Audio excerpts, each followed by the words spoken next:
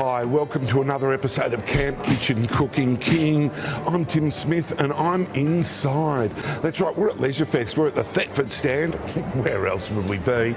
Surrounded by all of these amazing appliances. I'd love to take you through all of them because they are so smart, so easy to use and so very, very cool. Except for this one, which is quite hot. I'm going to make for you today one of the oldest recipes I've ever tackled. It's Welsh Rarebit.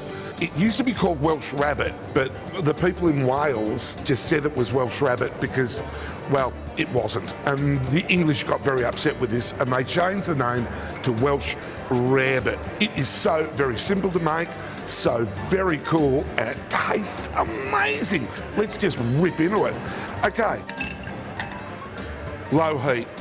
We've got a little bit of plain flour, and I mean a little bit. And what we're going to do is we're going to chuck him into the saucepan, no stick saucepan. Woohoo! That's all the plain flour we're using. We're going to open a bit of butter. This is, of course, proper butter, salted, normal. This is what your grandparents and their great-grandparents and everybody's grandparents ate, and you know what? They did all right. And I'm giving it a generous knob, okay? I'm going to then give it a little bit of a mix-up, and what we're doing is we're browning the flour and the butter together.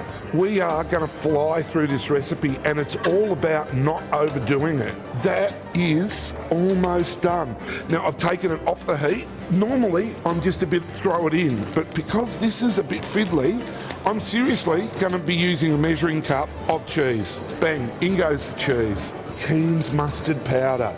Woohoo! I'm going to be popping in 1 teaspoon. In that goes. I'm now giving it a loving hit of paprika. I'm doing it by eye, but I'm not going too crazy. Pepper, of course. Wherever you travel, make sure you've got a full bottle of this stuff because seriously, I swear by it, I use it all the time and too much never hurt anybody. As you can see, a dollop. As I'm speaking to you now, I'm popping that back on the heat. This is the secret ingredient. Oh yeah, hello. Of course, Guinness doesn't travel well because it's normally drunk pretty quickly. 1, 2, 3, and I'm serious, that's it. You will taste that coming through, as I will. Welsh Rarebit is traditionally served on 2 bits of toast.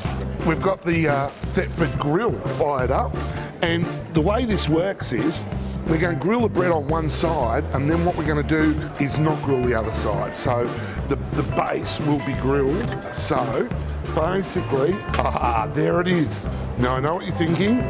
Oh my God, what have you done?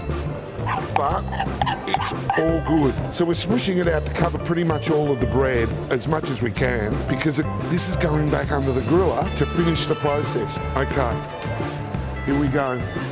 Back under the griller. Look at that. Here we go. Now, this is Welsh Rarebit Kate. This is my offsider Kate. She's going to be the guinea pig. This is a really old recipe and it contains no rabbit. Oh, that's delicious. Breakfast sorted. Let's have a go. I'm going to do it.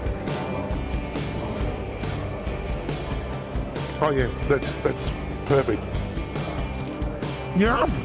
So that's Welsh Rarebit for you. Stick on the GoRV website, go through, all the recipes are available. Go and look at our back catalogue, there's some great ideas there. Thanks for joining the Camp Kitchen Cooking King. Thank you, Thetford, for putting on what a great event. Brilliant work from the people that stuck right through.